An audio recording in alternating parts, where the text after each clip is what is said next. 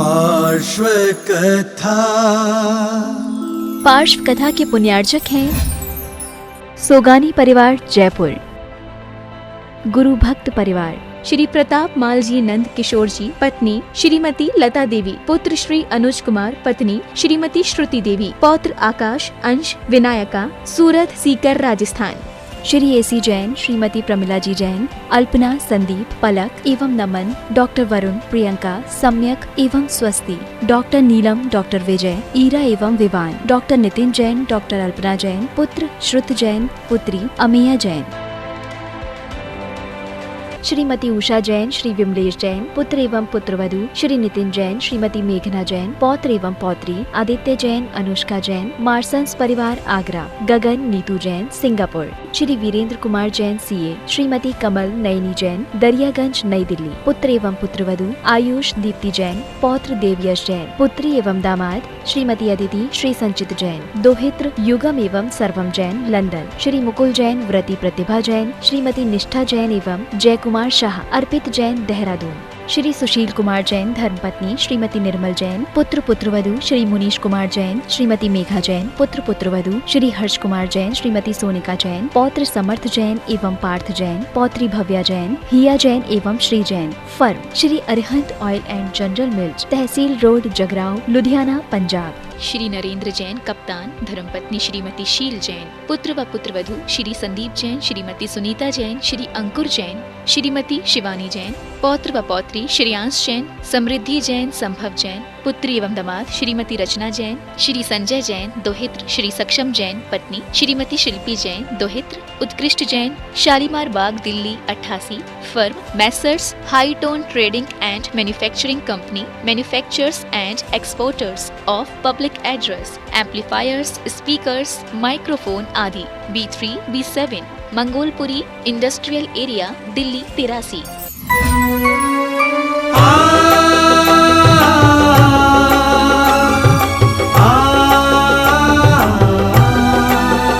श्री पार्श्वनाथ की कथा लौकिक सुनेंगे हम सब प्राणी, और हम योग प्रणेता के श्री मुख से खिरेगी वाणी, और हम योग प्रणेता के श्री मुख से खिरेगी वाणी। बाल ब्रह्मचारी बन जिसने वेश दिगंबर धारा, बाल ब्रह्मचारी बन जिसने वेश दिगंबर धारा, जिनके तप संयम के आगे दुष्ट कमठ भी हारा, ऐसी अद्भुत दिव्य कथा सुन अचरज में सब ज्ञानी, जिन वाणी चैनल पर फिर से सुनेंगे पार्श्व कहानी, और हम योग प्रणेता के श्री मुख से खिरेगी वाणी। श्री पार्श्वनाथ की कथा लौकिक सुनेंगे हम सब प्राणी, और हम योग प्रणेता के श्री मुख से खिरेगी वाणी, श्री मुख से खिरेगी वाणी। आओ श्रवण करें पार्श्व कथा। एक हम अपनी आत्मिक शक्ति को लेकर के बैठे हैं जो हमारी चैतन्य उपादान शक्ति है, और एक हमारी शारीरिक शक्ति है जो अचेतन उपादान की शक्ति है। और इन दोनों के कॉम्बिनेशन के साथ में हम कभी कुछ काम अपनी चेतना के लिए करते हैं और कुछ काम अपने अचेतन शरीर के लिए भी करते हैं। अभी किसके लिए कर रहे हो? अभी आपको जो ये संयोग मिल रहा है, ये जो निमित्त मिल रहा है, ये आपके लिए कहां जा रहा है? शरीर में। ये एनर्जी कहां जा रही है? ये नॉलेज कहां जा रही है? ये आनंद कहां जा रहा है? आपकी बॉडी में या आपकी चेतना में? चेतना में। अभी आपका संयोग एक चैतन्य आत्मा के साथ में जुड़ा हुआ है, इसलिए आचार्यों ने यहां तक कहा है, एक बात अच्छे से सुनना, अभी वर्तमान में केवली भगवान नहीं है, वर्तमान में अरिहंत भगवान नहीं है, उनकी प्रतिमाएं हैं। उनकी जिन रूप की हमारे सामने एक अचेतन प्रतिमाएं हैं, और उन अचेतन प्रतिमाओं से बढ़कर अगर हमारी चेतना को कोई जागृत करने वाली चीज है तो वह है जिनेंद्र भगवान की वाणी। और उससे भी बढ़कर के अगर हमारी चेतना को जागृत करने वाली कोई चीज है तो आचार्यों ने लिखा है कि वह होते हैं दिगंबर गुरु, जो हमारी चेतना को झकझोरते हैं, जो हमारी चेतना को जागृत करते हैं। और यहां तक लिखा हुआ है आचार्य पद्मनंदी महाराज ने पद्मनंदी पंचविंशतिका में कि अगर हमने अपने गुरुओं की पूजा कर ली, गुरुओं की वाणी सुन ली, तो तुमने समझ लेना तुमने अरिहंत भगवान की पूजा कर ली, अरिहंतों की वाणी सुन ली। तत्पूजा जिन वाच पूजन मच, साक्षात जिन्हें पूजित। ये लिखा है कि आपने साक्षात जिनेंद्र भगवान की पूजा कर ली, क्योंकि जैसा जिनेंद्र भगवान का दिगंबर रूप है, अरिहंत भगवान का दिगंबर रूप है, वैसा ही दिगंबर रूप तुम्हें मुनि महाराज का देखने को मिल रहा है। और जो जिनेंद्र भगवान ने कहा, जो उनकी वाणी में निकला, वही वाणी तुम्हें वह मुनि महाराज सुना रहे हैं। तुम एक साथ देव, शास्त्र, गुरु की पूजा कर रहे हो, यहां बैठ करके तुम्हारे लिए तीनों काम हो रहे हैं। ये उन लोगों की समझ के लिए है जिनके लिए जब यह पार्श्व कथा सुनने का समय होता है या कोई भी धर्म आराधना करने का समय होता है, और उस समय पर वह कहते हैं कि नहीं भाई, अभी तो मुझे मंदिर में ही भगवान का अभिषेक करना, अभी तो मुझे मंदिर में ही, आज ये पर्व है, मुझे एक पूजा करनी है, मुझे 4 पूजा करनी है, आगे 10 लक्षण आने वाले हैं, 10 पूजा करोगे, 10 तो अपने मंदिर में ही बजा लोगे, यहाँ पे आके क्या करोगे? उन लोगों को सिखाओ, आज उन लोगों को थोड़ा सा ज्ञान दो, उन लोगों के लिए एक अलग मोटिवेशन दो, उन लोगों को बताओ कि जो तुम अभी तक करते आए हो उससे भी लाख गुना फायदेमंद चीज तुम्हारे सामने आ रही है। लेकिन अगर तुम अपनी पुरानी धारणाओं को नहीं छोड़ोगे तो तुम्हें कोई लाभ मिलने वाला नहीं है, ये निमित्त भी तुम्हारे लिए कुछ नहीं कर पाएंगे। चेतना उपादान तुम्हारा है, निमित्त केवल तुम्हारे सामने एक संयोग के रूप में, और अगर हम उस संयोग से अपना संयोग बनाते हैं तो हमारे लिए कुछ काम होगा। अगर हमने औषधि को सामने रखा और उसको देखते रहे, कुछ होगा? कुछ नहीं होगा। समझ आ रहा है? आपको कहीं मजाक मत करने बैठना। कभी मैंने एक बार सुना था कि एक पेशेंट जो है डॉक्टर के पास में गया और डॉक्टर ने उसको दवा दे दी, और डॉक्टर ने कहा कि भाई दवा दिन में 3 बार ले लेना। और उसने कहा ठीक है, मैंने दवा ले ली है, और उसने वो दवा ले करके अपने घर में रख करके बैठ के चला गया। और 3 दिन बाद आया, डॉक्टर ने पूछा दवा ले ली? हाँ, बोले दवा ले ली। बोले कहाँ है? बोले जेब में रख। बोले आपने इतना ही तो कहा था कि दवा ले लेना। बस हमने दवा मेडिकल स्टोर से खरीद ली थी, बस दवा ले ली और दवा रखी है। ऐसा काम नहीं करना तुम लोग। इतना तो वैद्य का इशारा समझना, इतना तो डॉक्टर का इशारा समझना कि अगर वो कह रहा है कि दवा ले ली तो इसका मतलब क्या है? केवल खरीदना नहीं है, केवल सामने रखना नहीं है, केवल जेब में रखना नहीं है, उसको अपने मुंह में रखना है, उसको अपने भीतर तक, बॉडी तक, अंदर तक ले जाना है, तब जाकर के वो दवा कुछ प्रभाव डालती है। आपकी ये कथा, आपके द्वारा सुनी जा रही ये कथा, ये तभी प्रभाव डालेगी जब आप हर एक बात को सुनते हुए अपने मानस को बदलने की कोशिश करें, अपने विचारों को, अपनी धारणाओं को बदलने की कोशिश करें। मैं समझ रहा हूं कि यहाँ के लोग बहुत पढ़े लिखे हैं, बहुत अच्छी पूजाएं करते हैं, बहुत अच्छी भक्तियां करते हैं, बहुत अच्छे तरीके से सबको सब कुछ आता है, लेकिन फिर भी एक बात हमेशा ध्यान रखना, अभी भी मुझे सीखने की और जरूरत है। ये जब तक आपके अंदर ये भावना रहेगी तब तक समझना कि आप भीतर से जिंदा हैं। कब तक? जब तक आपके अंदर ये भावना रहे कि मुझे अभी और सीखने की जरूरत है। जिस दिन आपने ये सीख लिया, ये समझ लिया, या आपके अंदर ये भावना आ गई कि बस मैं पूर्ण हो चुका हूं, अब मुझे कुछ भी सीखने की जरूरत नहीं है। समझ लेना, आप में और एक शव में अब कोई अंतर नहीं है।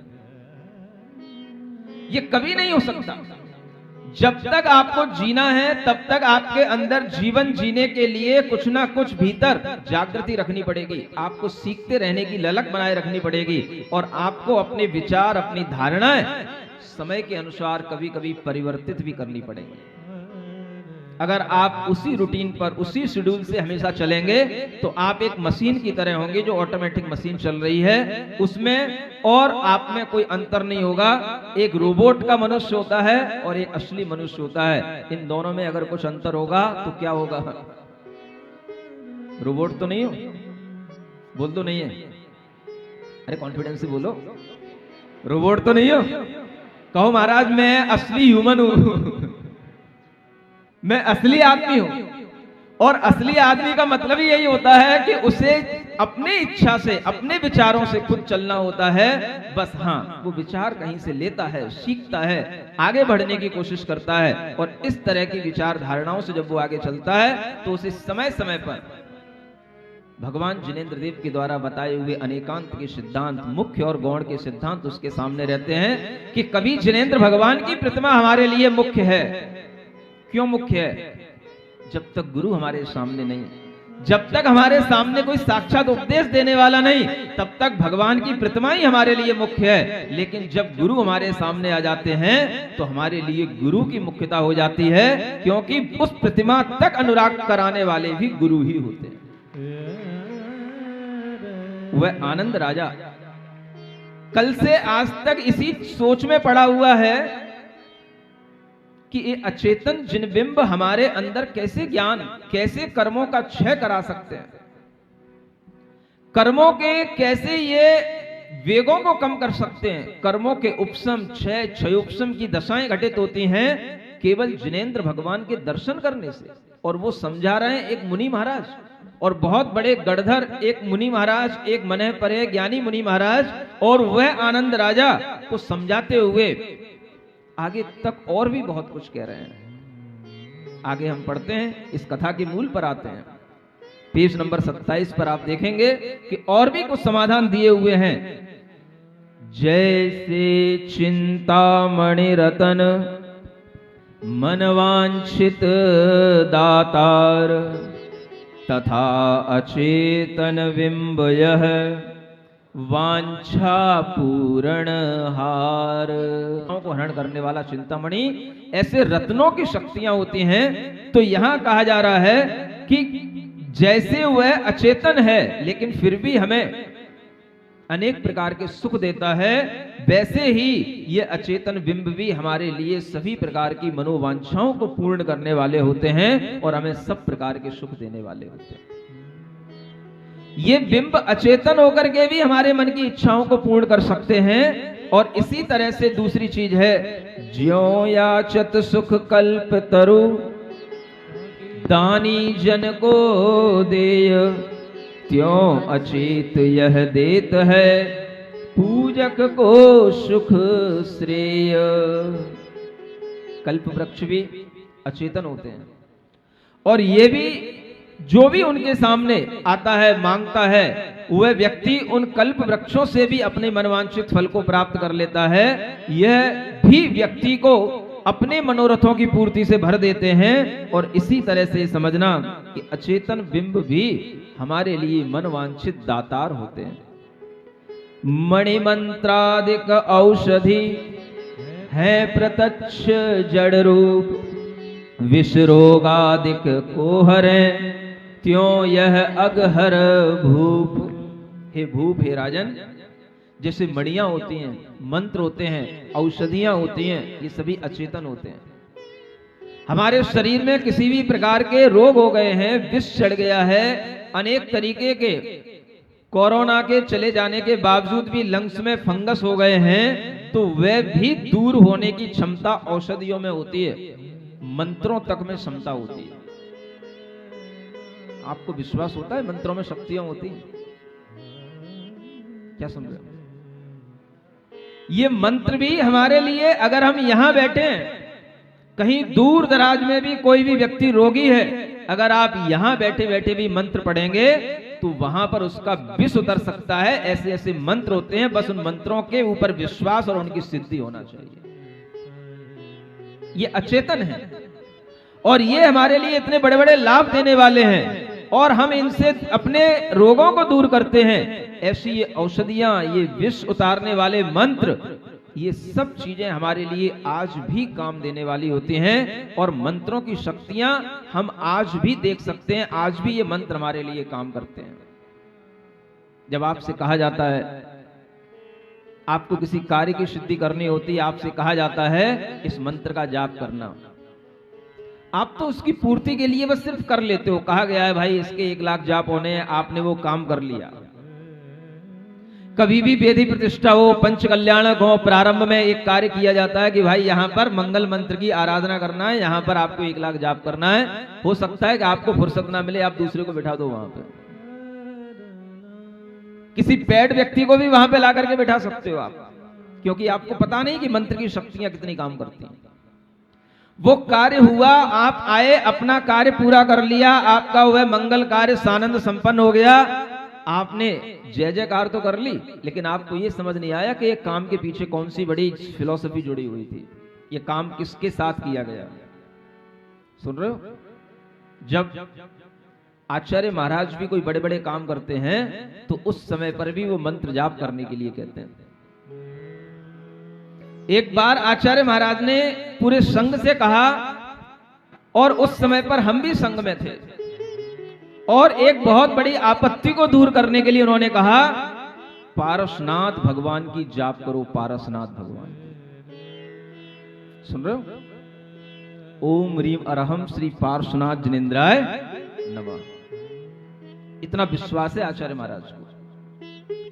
आप अगर ये पारसनाथ भगवान का नाम सुन रहे हो तो नाम भी अपने आप में एक मंत्र है, और इस नाम लेने से, केवल भगवान के नाम का स्मरण करने से भी आपके कितने काम बन जाएं, कितने पाप दूर हो जाएं और कितनी विपदाएं आपकी टल जाएं। वो आपसे कभी मंत्र कहने नहीं आएंगे, लेकिन आपको महसूस होगा, विश्वास होगा तो महसूस होगा।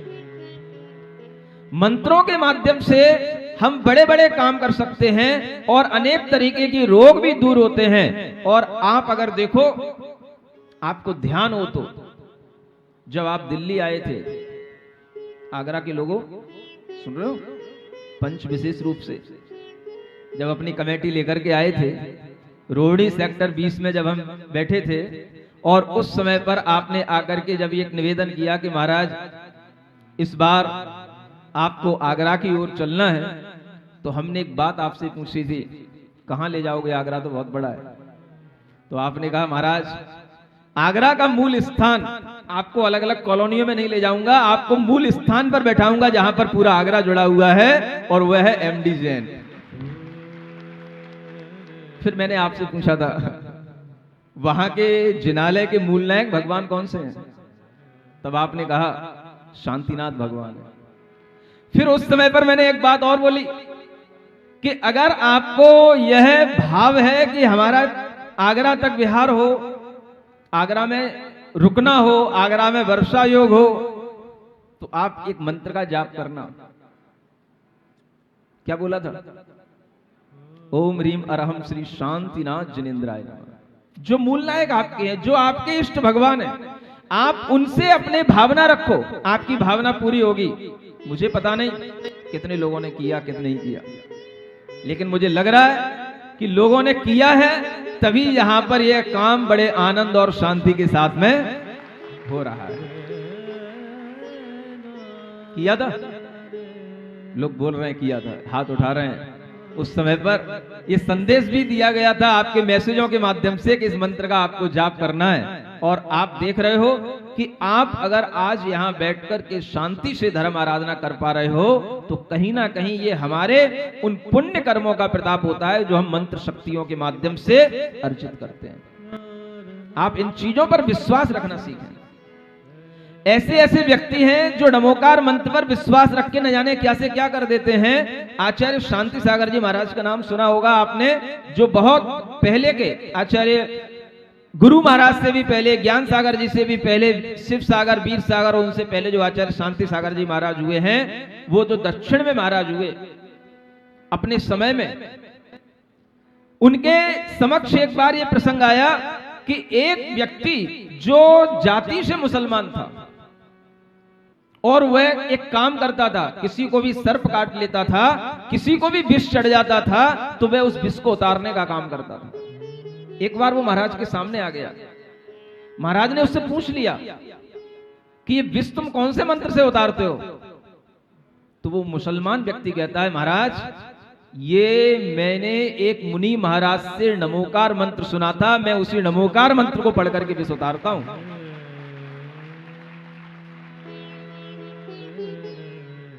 आज तक मैंने बात किसी को बताई नहीं, आपके समक्ष बोल रहा हूं, क्योंकि आपसे क्या झूठ बोलूं। तब ये बात सुनने में, समझने में आई कि देखो, कोई भी कास्ट का व्यक्ति हो, कोई भी व्यक्ति हो, अगर मंत्र के ऊपर श्रद्धा करता है, विश्वास के साथ जुड़ता है तो बड़े बड़े काम कर सकता है। और ऐसे भी जैनी हो सकते हैं जो उसके पास पहुंचते ही होंगे। और जब वो जैनी उसके पास पहुंच रहे हैं तो इसका मतलब है कि उन्हें वो नमोकार मंत्र इस ढंग से पढ़ना नहीं आ रहा जिस ढंग से एक मुसलमान पढ़ सकता है। और वो नमोकार मंत्र पढ़ करके, वह मंत्र जाप करके वह उसका विष उतार देता है, उसको दूर कर देता है। अनेक तरह के ऐसे रोग होते हैं जिन्हें पहले झड़वाना पड़ता था, जैसे पीलिया वगैरह के अनेक तरीके के रोग होते हैं। अगर वो वास्तव में कोई थोड़ा सा मंत्र पर श्रद्धा रखने वाला होता है तो वो आपके लिए केवल फूंक मार दे, आपके ऊपर केवल अपनी झाड़ू भी लगा दे तो आपका बुखार उतर सकता है। समझ आ रहा है? कभी कभी आप आते हो हमारे पास, महाराज पीछे लगा दो, महाराज का मन हो जाए, महाराज केवल आपसे कहते हैं बस ठीक है ओम शांति जाओ, तो समझ लेना इतना आशीर्वाद भी आपके लिए पर्याप्त है। चीजें दिखाई नहीं जाती हैं, चीजें बताई नहीं जाती हैं कि इनसे ही सब कुछ हो रहा है, लेकिन होता किससे है उस सबको पता होता है और वो काम आपका होता है।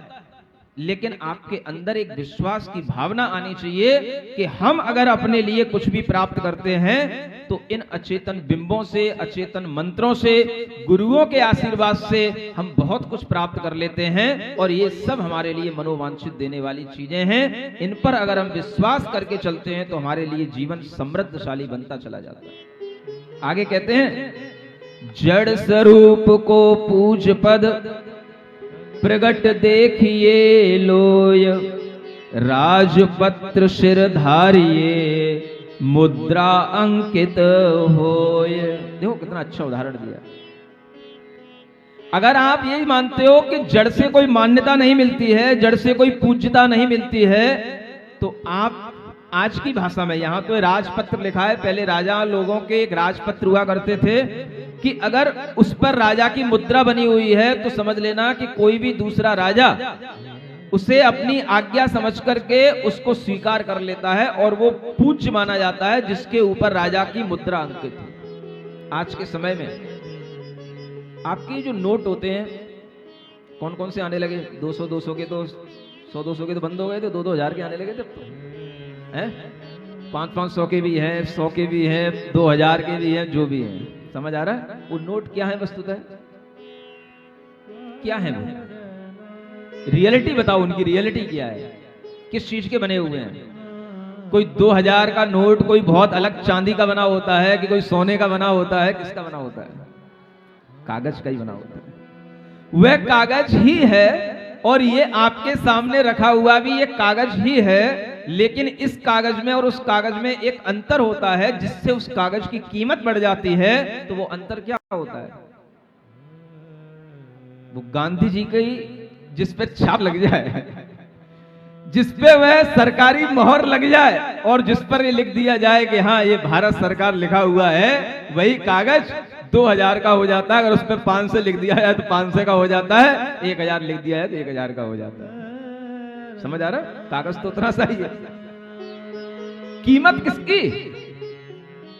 जिस कागज पर अगर ये राज मुद्रा लिख दी गई, जिस कागज पर भारत सरकार की सील लग गई, वो कागज इतना बड़ा महत्वपूर्ण हो जाता है, तो क्या जिस आत्मा पर जिनेंद्र भगवान की भक्ति की सील लग जाए, वो आत्मा इतनी बड़ी नहीं हो सकती कि उसको सब लोग आदर की दृष्टि से देखें? आपके अंदर का सम्मान इसी से जागृत होना चाहिए कि आप उनके भक्त हैं।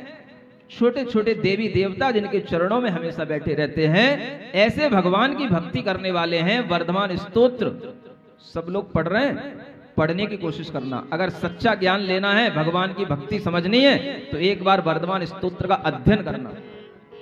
अध्ययन करने का मतलब केवल वो नहीं है कि आपने पाठ कर लिया, पाठ करने में आपको समझ में आए या ना आए, लेकिन आप उसके अर्थ को समझने की कोशिश करना। और उसको अर्थ को समझने के लिए भी अलग से उसकी व्याख्याएं भी हैं, कान से भी सुनने वाली हैं और आंखों से पढ़ने वाली भी हैं। दोनों तरीके की व्याख्याएं उपलब्ध हैं। आप एक बार जरूर पढ़ने की कोशिश करना, आपको समझ में आएगा कि भगवान की भक्ति कैसे की जाती है, भगवान की भक्ति का महत्व क्या है, भगवान की भक्ति कैसे हम कर पाएंगे। और भगवान की भक्ति में जो लोग अपने आप को नहीं डुबो पाते हैं, वो कैसे अहंकारी होकर के कैसे तरह तरह की बातें करते हैं, वो विसंगतियां भी आपको उसमें पढ़ने को, सुनने को, समझने को मिलेंगी। एक भगवान की भक्ति से हमारे अंदर इस तरीके का जिनेंद्र भगवान की मुद्रा को स्वीकार करने से हमारे कर्म जो हमें मिथ्यात्व की ओर ले जाते हैं, जो हमारी बुद्धि को उल्टा कर देते हैं, ये सभी कर्म भी शांत हो जाते हैं। क्योंकि कर्म भी क्या है, अचेतन है, जड़ है, पुद्गल है। ये कर्म भी हमारे इस चेतन भाव से शांत हो जाते हैं। इसलिए यहाँ कहा जा रहा है, जिनेंद्र भगवान की पूजा करने में, उनके दर्शन करने में कोई संशय तो नहीं रखेंगे। उनसे हमें बहुत कुछ मिलता है, हमारे मनोरथ पूर्ण होते हैं, ये हमारे मन में विश्वास हो गया, सबका हो गया, पक्का हो गया, बोलो तो। अगर हो गया तो अपने मन में एक भावना जरूर कर लेना।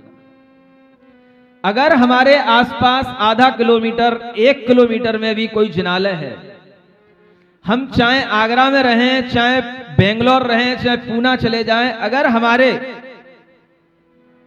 निकट में कोई जिनालय हमें कभी मिलता है, हमें पता होता है कि यहां पर कोई जिनालय है और आज हमारा दिन ऐसा ही निकला जा रहा है, हमने भगवान के दर्शन नहीं किए हैं, तो एक बार मन में इच्छा जरूर करना, आज मेरा दिन धन्य हो जाएगा अगर मुझे आज जिनालय में भगवान के दर्शन हो जाएंगे, तो दर्शन करने के लिए जरूर चले जाना। ऐसा नहीं, ये धर्म की भावना नहीं कहलाती। अगर आपके अंदर वास्तव में भगवान के दर्शन की इच्छा होगी तो वहां पर भी जाकर के आप ढूंढोगे। सुन रहे हो, ढूंढोगे कि नहीं ढूंढोगे? अब ढूंढना, क्योंकि तुम्हें बताया जा रहा है कि इस तरीके से करने से हमें कुछ लाभ मिलता है। जब अज्ञानता रहती है तब नहीं होता है तो भी कोई बात नहीं, लेकिन जब ज्ञान आ जाता है तो हमें जरूर करना चाहिए। अज्ञानता इसलिए कह रहा हूं कि मुझे अपने लिए भी उपदेश देते समय कुछ याद आ जाता है कि मैं दूसरों को उपदेश दे रहा हूं, कभी मैं भी तुम्हारी तरह ऐसे ही किया करता था। नहीं समझ आ रहा? जब एक आईआईटी की कोचिंग करने के लिए लखनऊ गया था, तो वहां पर वर्ष में कम से कम 8 महीने वहां रहा, लेकिन इस आत्मा ने कभी भी एक भी मंदिर का दर्शन नहीं किया, कभी भी नहीं ढूंढा कि वहां मंदिर कहां है। समझ आ रहा है? इसलिए बता रहा हूं आपको कि जब तक आत्मा को ज्ञान नहीं होता तब तक ये सब होता है, लेकिन जब ज्ञान आ जाता है तो फिर मंदिर के बिना चैन नहीं पड़ती। और अब जब सब कुछ है तब भी आप तो भले ही एक बार भगवान का दर्शन करते होगे, लेकिन हम जिनमें 3-3 बार भगवान का दर्शन करते हैं, और कभी कभी तो अगर हमें स्थान मिल जाता है अच्छा जैसा अभी मिला है, तो दिन भर भगवान का दर्शन करते रहते हैं। समझ आ रहा है? मन भरता नहीं। इस तरीके की भावनाएं अपने अंदर आ जानी चाहिए। अज्ञानता में हमने भले ही कुछ किया हो, उस समय हमें कोई सिखाने वाला नहीं था, समझाने वाला नहीं था, इसलिए गलतियां हुई, लेकिन जब बाद में गुरुओं के संपर्क में आया, जब सीखने को मिला, तो आज अब समझ में आता है कि कितना समय अज्ञानता में गुजर जाता है, लेकिन जब गुरु सदुपदेश के माध्यम से वह समय सुधरता है तो कई लोगों के सुधारने में भी काम आ जाता है। सब समय की बलिहारियां हैं। सुन रहे हो?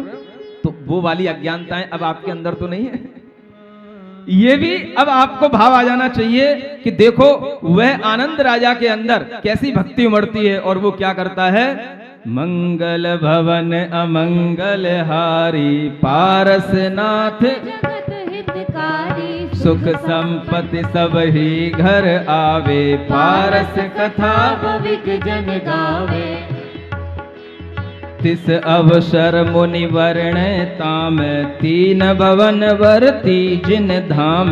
भानु विमान विषय जिन गे, सो पहले वरने धरने हाँ। रतनमयी प्रतिमा जगमग, कोट भानु छवि दीनी लगे। निरुपम रचना विविध विशाल, सूरज देव नवे तिहु काल। सुन आनंदो आनंद राय, विकसित आन अंगद नमाय। जब संदेह तब अवश्य उर सुख विस्तरे। प्रात सांझ मंदिर चढ़ी सोय, अर्घ देय रवि सन्मुख होय। कर जिन बिंबन को मन ध्यान, स्तुति करे राग मन आन। रवि विमान कंचनमयी, निर्मापी अद्भुत छवि छई। जैन भवन करि मंडित सोय, देखत जन मन अचरज होय। पूजा तहाँ करे नित राय, महामहोत्सव हर्ष बढ़ाय। प्रतिदिन दे दया उर आन, दीन दुखित जन को बहुदान। यह नित नेम करे भूपाल, चली नगर में सुई ताल। सब सूरज को करे प्रणाम, देखा देखी चलियो मत ताम। देखो क्या सुन रहे हो, बहुत अच्छी बात है सुनने की, समझने की, कि यह वो आनंद राजा थे। जब इन्होंने मुनि महाराज से वर्णन सुना तो मुनि महाराज ने कहा, आज मैं तुम्हें तीन लोक के जितने भी कृत्रिम अकृत्रिम जिनालय हैं उन सबका स्वरूप समझाऊंगा। सुन रहे हो, कभी कभी सब तरीके के लोग होते हैं। जैसे अभी आप लोग सुबह सुबह होते हैं तो एक सुबह सुबह अलग से ये यूथ आता है, बच्चे भी आते हैं, बच्चियां भी आती हैं, और उनको थोड़ा थोड़ा सा ज्ञान दिया जाता है, कभी जम्बूद्वीप का, कभी भरत क्षेत्र का, कभी विदेश क्षेत्र का। ऐसे ही वह ज्ञान लेते लेते वह मुनि महाराज से वर्णन सुनते सुनते उन्होंने सबसे पहले वर्णन सुना कि देखो सूर्य में जिन बिंब होते हैं, ये सूरज, ये चंद्रमा जो हमें चलते फिरते दिखाई देते हैं, ये विमान हैं, ये सूर्य देवता के विमान हैं। लेकिन देवता इनके अंदर होते हैं, देवत्व वह अपना जीवन जीते हैं जो देवगति के जीव हैं। लेकिन जो ये बाहर विमानों की आकृति है, ये तो अपने आप में अचेतन है। वह सूर्य के विमानों में रहने वाले अकृत्रिम जिनालय हैं, उनमें बड़े बड़े रत्नों के जिनबिंब हैं। तो उस राजा के मन में ये भाव हुआ कि मैं उन जिन बिंबों की आराधना करूं, मैं उन जिन बिंबों को ही अर्घ चढ़ाऊं जो हमें इन सूरज के विमान में दिखाई दे रहे हैं। कौन सी आंखों से? श्रद्धा की आंखों से। कौन सी आंखों से? श्रद्धा की आंखों से देखो, पत्थर में भगवान दिखे। जो नहीं भी दिखाई देता है वो भी दिखाई देने लग जाता है जब हमारी आंखों में एक श्रद्धा का भाव जगमगा जाता है। तो वह राजा प्रतिदिन क्या करने लगा? अपने महल के ऊपर चढ़ता, सुबह चढ़ता, मध्याह्न में चढ़ता, शाम को चढ़ता, और रोजाना चढ़ करके वहां पर जिन बिंबों को दूर से ही नमस्कार करता और उनके लिए अर्घ समर्पित करता। और यह देख देख करके अनेक लोगों ने जब देखा तो कहते हैं, यथा राजा तथा प्रजा। सुन रहे हो, ये परंपरा वहां से बन गई कि सब लोग सूरज के लिए अर्घ चढ़ाने लग गए, सूरज के सामने अर्घ देने लग गए। ये परंपरा इन आनंद राजा के माध्यम से शुरू हो गई और आज तक ये परंपरा हमें दिखाई दे रही है। लोग अर्घ तो चढ़ा रहे हैं लेकिन उन्हें ये नहीं पता किसको चढ़ा रहे हैं। कितना अच्छा हो, जितने भी अर्घ चढ़ाने वाले हैं, सूरज के सामने जल समर्पित करने वाले हैं, अगर वो इतना सा भाव कर लें कि ये सूरज के अंदर जो भगवान बैठे हैं हम उनके लिए अर्घ समर्पित कर रहे हैं, तो उन्हें उससे लाख गुना पुण्य और ज्यादा मिलने लग जाए, जो अभी अज्ञानता से मिल रहा है कि हम केवल सूरज को अर्घ चढ़ा रहे हैं। सूरज को क्या अर्घ चढ़ाओ? वो तो बाहर से दिखने वाला अचेतन है, उसमें तो ताप और प्रकाश उत्पन्न होने वाले हुए जीवों का उत्पत्ति वहां हो रही है। लेकिन उसके भीतर जो जिनबिंब हैं, भीतर जो जिनालय हैं, उनमें अगर हमारी भावना जुड़ती है तो वह बात कुछ वास्तविकता से जुड़ती है। लेकिन आज हम देखते हैं अनेक लोग इस तरह का कार्य करते हैं, लेकिन उन्हें पता नहीं है कि वो कार्य कहां से शुरू हुआ और हम किस निमित्त से उस कार्य को कर रहे हैं। अगर वह परंपरा शुरू हुई तो देखो वह परंपरा भी कितनी पुरानी। आज हम इसको देखें, अगर ये आनंद राजा ने परंपरा शुरू की तो देखो अभी तो ये आनंद राजा का भव पारसनाथ के भव से बहुत पहले का है, क्योंकि अभी ये आनंद राजा के बाद में ये जीव देव पर्याय को प्राप्त होगा, फिर उसके बाद में वह तीर्थंकर पारसनाथ का जीव बनेगा। माने कि अभी वह जीव असंख्यात वर्षों के लिए 20 सागर की आयु वाला देव बनेगा, तो इसका मतलब है ये परंपरा भी असंख्यात वर्षों की हो गई। अब असंख्यात वर्षों की परंपरा गलत कैसे सिद्ध की जा सकती है? लेकिन उसके पीछे रीजन क्या था, उसके पीछे मुख्य उद्देश्य क्या था, ये लोग भूल गए। और हमेशा यही होता है, कोई भी महान व्यक्ति, कोई भी बड़ा व्यक्ति जब किसी कार्य को शुरू करता है तो उसे अपना उद्देश्य पता होता है, लेकिन सामान्य भोले भाली जनता को उसका उद्देश्य पता नहीं होता। वह केवल उसकी क्रियाओं को देख करके वैसा समझने लग जाता है कि राजा अगर सूर्य को नमस्कार कर रहा है, राजा अगर सूर्य को अर्घ्य समर्पित कर रहा है, तो हमें भी ऐसा ही करना चाहिए। और सारी प्रजा तब से करने लग गई और आज तक भी कर रही है। सिर्फ अपना उद्देश्य बदलना है, उद्देश्य समझना है कि हम क्या कर रहे हैं और हम किस उद्देश्य के साथ कर रहे हैं। नहीं तो वो क्रियाएं केवल अज्ञान की क्रियाएं रह जाती हैं, थोथी क्रियाएं रह जाती हैं। अगर हम इस बात को जान करके ध्यान में रखें तो आज भी हम सूर्य में बैठे हुए जिन बिंबों को यहीं से नमस्कार कर सकते हैं। क्या सुन रहे हो? अनेक लोग कहते हैं हमें भगवान के मंदिर के दर्शन नहीं होते। आज मैं एक अच्छी बात बताने जा रहा हूं, ये चिंतन यहीं पे आया है शांतिनाथ भगवान के चरणों में। सुन रहे हो? हम कहीं जा रहे हैं, दूर जा रहे हैं, हमारा दर्शन करने का नियम है, हम दर्शन नहीं मिल रहे हैं।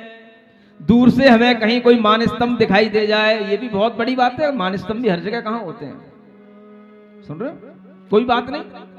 अगर आपको विश्वास है कि सूर्य के अंदर सूर्य विमान में जिन बिंब है, और अगर आपको सूर्य का दर्शन होता है तो उसके अंदर के रहने वाले जिन बिंबों को भी अगर आप दर्शन करके अपने मन के दर्शन के भाव को पूर्ति कर लेंगे तो भी वो आपका दर्शन माना जाएगा। आपके अंदर ज्ञान और श्रद्धा होना चाहिए। क्या सुन रहे हो? और अगर कोई बगल में बैठा हुआ व्यक्ति आपसे पूछने लग जाए क्या कर रहे हो जैन साहब, ये कहां अर्घ चढ़ा रहे हो, तो क्या बताओगे उसको?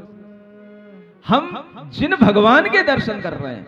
और ऐसे पहले बड़े बड़े चक्रवर्ती किया करते थे। भरत चक्रवर्ती की आंखें इतनी तीक्ष्ण थी, उनके क्षयोपम नेत्रेंद्रिय का इतना तीव्र था कि वह मकर संक्रांति के दिन अपने महल के ऊपर खड़े होकर के जब वह सूर्य की दिशा उनके महल से बिल्कुल सीधी टकराती थी और वह सीधा जिनेंद्र भगवान का सूर्य के अंदर जो बिंब है उसका दर्शन कर लेते थे। यह उन चक्रवर्ती की हाइट और उनके महल की हाइट से संभव हो पाता था। सुन रहे हो? ये भी सब होता है, लेकिन ज्ञान पूर्वक। एक तो परंपरा पहले से चली रही है, आप और नई और शुरू कर दोगे तो फिर और गड़बड़ हो जाएगा। समझ आ रहा है? लेकिन यह सब होना चाहिए ज्ञान पूर्वक, अपने ही तक सीमित। बहुत किसी विकट परिस्थिति में अगर आपको ऐसा लगे तो आप ऐसा भी कर सकते हैं, लेकिन उससे यह ध्यान रखना कहीं किसी को कोई गलत सीख ना मिले। आपकी सीख आपके काम में आनी चाहिए। क्या दिक्कत है? समझ में आ रहा? सूरज का दर्शन करके भी आप कर सकते हो, चंद्रमा का दर्शन करके भी कर सकते हो। लोगों ने तो बंटवारे कर रखे हैं धर्म के नाम पर, सूरज और चंद्रमा के भी। समझ आ रहा है? हिंदू लोग सूरज को पूजते हैं, मुसलमान लोग चंद्रमा को देखते हैं। ये जैन लोग क्या करते हैं? ये तो सबको मानने वाले हैं, सबको जानने वाले हैं। इनको तो चंद्रमा में भी भगवान दिखाई देने चाहिए और सूरज में भी भगवान दिखाई देने चाहिए। तुम्हें तो दिन में और रात में हमेशा भगवान के दर्शन होने चाहिए। लेकिन दर्शन कब होंगे? श्रद्धा की आंखों से देखो, पत्थर में भगवान दिखे हैं। गुरु दर्शन में भगवती मूर्ति, हमको तो श्री राम दिखे हैं। हमको तो अरिहंत दिखे हैं। यह आनंद राजा की कहानी आगे चल रही है। अपने जीवन में धर्म की आराधना करते हुए अपनी आत्मा के लिए भी और जो दूसरे दीन दुखी जीव हैं उनके लिए भी दया से उनके लिए भी सहायता करना, उनको भी धन आदि प्रदान करना, ये बड़े बड़े समर्थ लोगों का कार्य हुआ था, आज भी है। आज भी जैन लोग खूब करुणा दान करके खूब अपने धन का सदुपयोग करते हैं, और जब भी कभी आपत्तियां आती हैं तो अनेक समुदाय के लोग जिस तरह से शामिल होते हैं, आज भी जैन लोग उसी तरह से शामिल होकर के अनेक लोगों की सहायता करते हैं। अनेक ऐसे लोग हैं जो हर शहर में देखे गए, अनेक समुदाय के लोगों ने भी ये किया, लेकिन जैन समुदाय के लोग भी उसमें पीछे नहीं रहे। जितनी जिसकी सामर्थ्य बनी, भंडारा किया, लोगों के घर घर तक भोजन पहुंचाया, ऑक्सीजन पहुंचाई, जितनी जिसकी सहायता बन सकी। आज भी अनेक जैन लोगों ने ऐसा किया है, ये मुझे हर शहर में जाने पर पड़ता है। और उसके साथ साथ अनेक भी ऐसे सिख आदि संप्रदाय के लोग भी रहे जिन्होंने भी अपना भोजन आदि दूसरे लोगों को दे करके अनेक तरह का सहयोग किया है। ये करुणा दान सब लोग किया करते हैं।